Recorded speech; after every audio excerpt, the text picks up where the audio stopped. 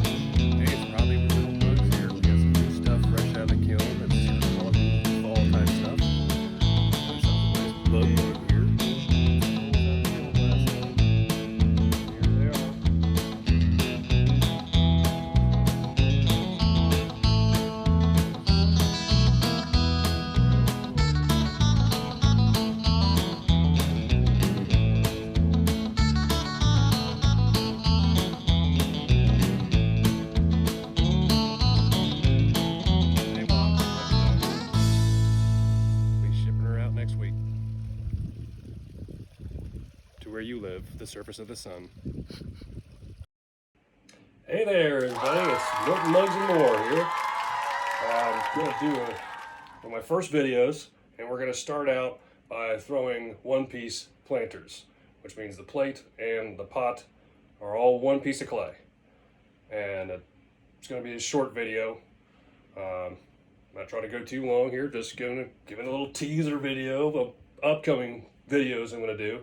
I'm starting a Patreon, and I'll also be on YouTube. More than likely, a lot of the videos are going to be on Patreon. We're trying a different gear here. So let's get started. What we got to first do is got to weigh out some clay. And I have a whole list behind me that I'll show you in a little different scene as I flash to in my neat editing. But it's got weights, sizes, shapes being mugs, planters, bowls, big planters, vases, stuff like that. All the weights are shown how much clay to weigh out. I weigh my clay out because if you don't, everything you throw is going to be different sizes. And it's like right now I'm throwing small planters for an order amongst many orders here. As you can see, just the 2 pages I'm going to show you so far, because I have quite a few orders to do that I'm working on right now. But these small planters are for a customer friend of mine, and he's got here 2 4-inch, 2 5-inch, and 2 6-inch. So I know that 4-inch pots are going to be around 2 pounds because I've got it written on the thingy behind me. And now we're going to go to weigh our clay out. We're going to do 2 pounds per of clay. And would you look at that? I have a perfectly bald 2-pound ball of clay. How did that happen? I don't know. So I'm gonna set that one aside. Oh look, another one. It just looks like it's, oh my gosh, how about that? It's 2 pounds. Isn't that just wacky? So we're just gonna start out with these 2 right here. So just in case I flop one. But the order's for 2 each. What I'm gonna actually do is probably throw about 6 of them, because in the firing, things could happen. Power could go out. Power could flicker. You could get an S-crack on one. That one could stick itself to the kiln because the glaze ran off. You never know what's going to happen. Nothing in pottery is an exact science, except for measuring your glaze, which is kind of exact in measurements and a little bit of science, so to speak. So, let's go to the wheel. And we're at the wheel. It's literally 2 feet from right over there. But I'm going to make it look neat with my neat editing, as I said before. All right, I'm gonna pick up tools here. I've got to dig through my little box. These are called ribs. Each one of these is used to compress the outer wall, flatten the bottom, smooth out the outside of the pot. Generally, use them for everything. You got a small one, a medium one. It's just kind of flexible to do different bends and whatnot. And this one gives you more room to work on the tallness of the wall. I use these because it compresses the sides of the pot, and it also gives me a shape and a clean edge. I'm gonna chuck those down there. What else do I need? There. And don't need those. They're the trimming tools. This I use, right, use that sucker to kind of clean up the bottom before I cut the pot off. And I got my not my noodle tool. We don't need a noodle tool. It's a needle tool. The needle tool is used to poke through the bottom after I've opened the clay up, and that shows me how thick my bottom is, because you don't want a thin bottom. Nobody wants a thin bottom. Okay, now let's get on the wheel and get muddy. And we're on the wheel. First thing is first. Always clean up the wheel. I like to throw a little water down before I put my bat down. This, by the way, is called a bat. Not a baseball bat. It's a pottery bat, because last time I tried to hit a ball with this, it broke. It's a joke. Get the wheel spinning, bring it off. Also helps kind of, I like to push it down so it kind of sucks itself to the wheel. A lot of people use these, throw multiple things, and they can just take them right off.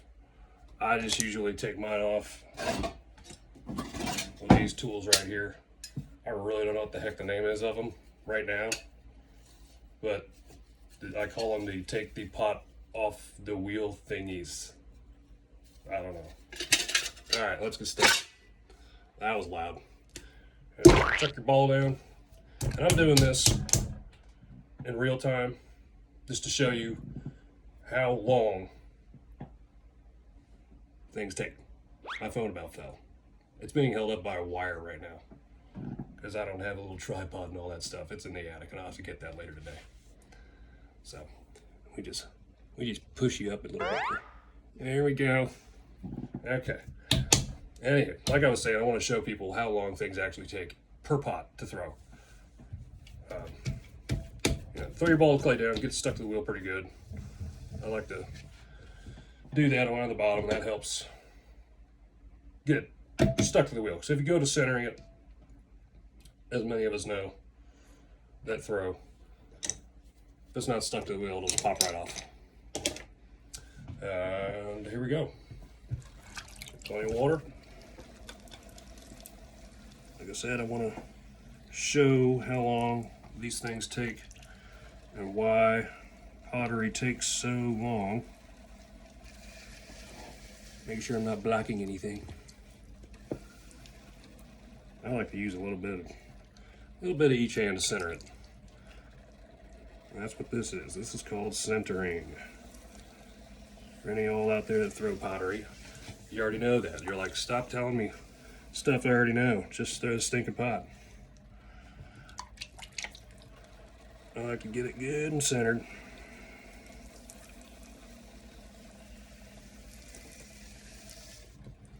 I'm frankly having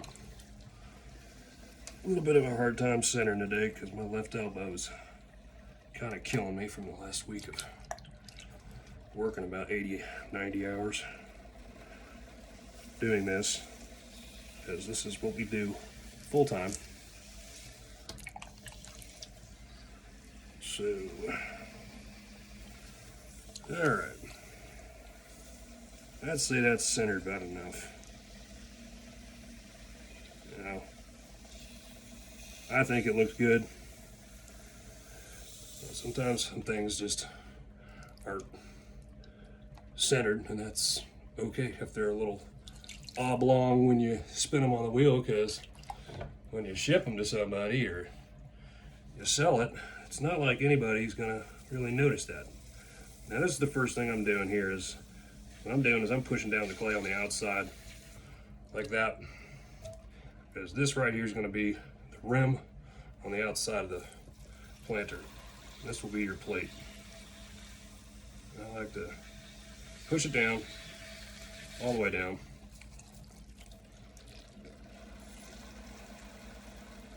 Push that inside, like that.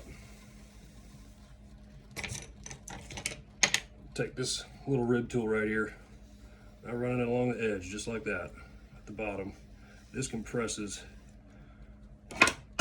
the clay, and it helps to throw it on the floor a few times, I guess. Compresses the clay right there. That way, in drying, it doesn't crack.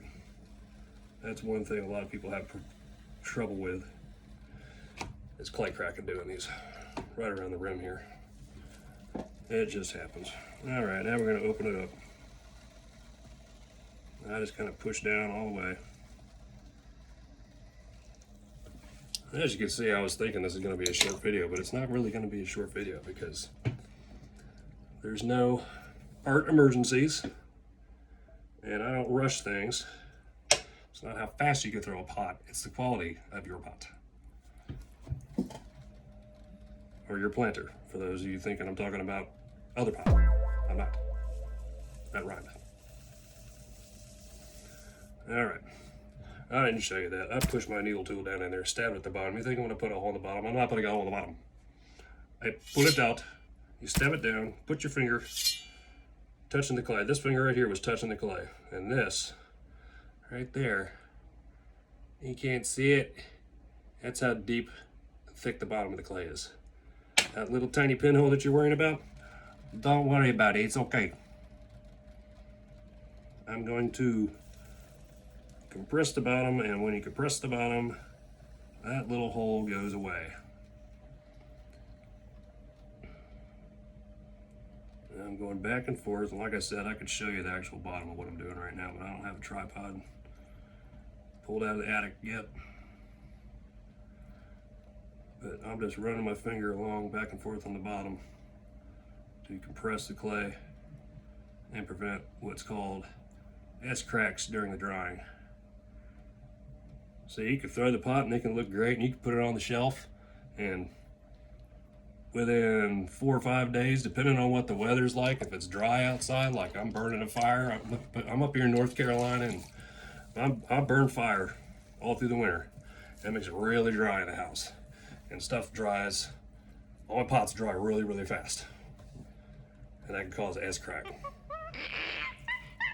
So anyhow, I don't know where I was going with that, but I'm gonna go ahead and bring the wall up here. That's one.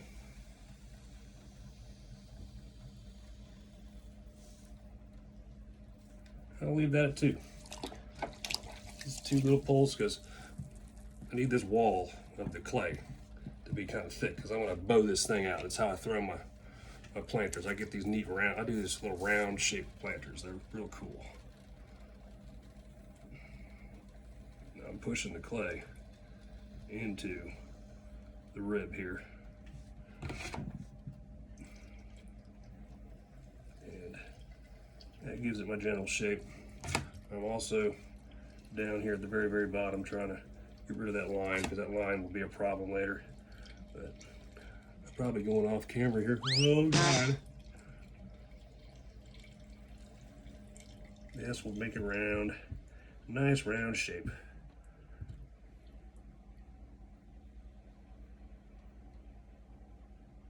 And we'll call that done for video's sake, for the roundness. Going for a 4-inch opening, I'd say. That's probably 3, and that's all right. Now, what I need to do is kind of run my hand along that side. I wonder if I could try to get a nice round shape. That looks round enough to me. Now, to bring this plate up right here, I'm going to run my finger right under it.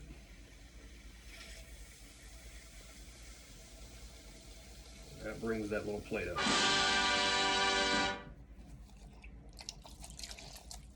And I'm going to dig around in my bucket, look for my other rib. I found my other rib. Get some water on my foot. I'm always throwing in flip-flops and I'm always getting stuff on my feet. Drives me nuts, but whatever. I work for myself, so I got to wear flip-flops all day. Now I'm doing this to compress the bottom and compress the wall. This little plate here. And there's a couple different ways I throw these. Right now this is probably not the way I like to, because when I go back and do that, I kind of mess up the shape of the bottom a little bit. And that's all right. Now I want to push my sponge down on the rim, give it a nice thick kind of lip on that rim, because that'll give the glaze a good spot to build up. Drying up the bottom. Then I get my one tool I did not show you, my wire tool, which is falling apart, and I've stabbed my fingers numerously times on this, and I need a new wire tool. Okay. Trying to do that again. And just press it all the way down to the bottom of the wheel. Pull it right towards yourself, right under the bottom. That cuts it off the wheel. And I like to do that twice, just because the way I'm gonna pull this thing up. By using my thingamajiggies, scoopers.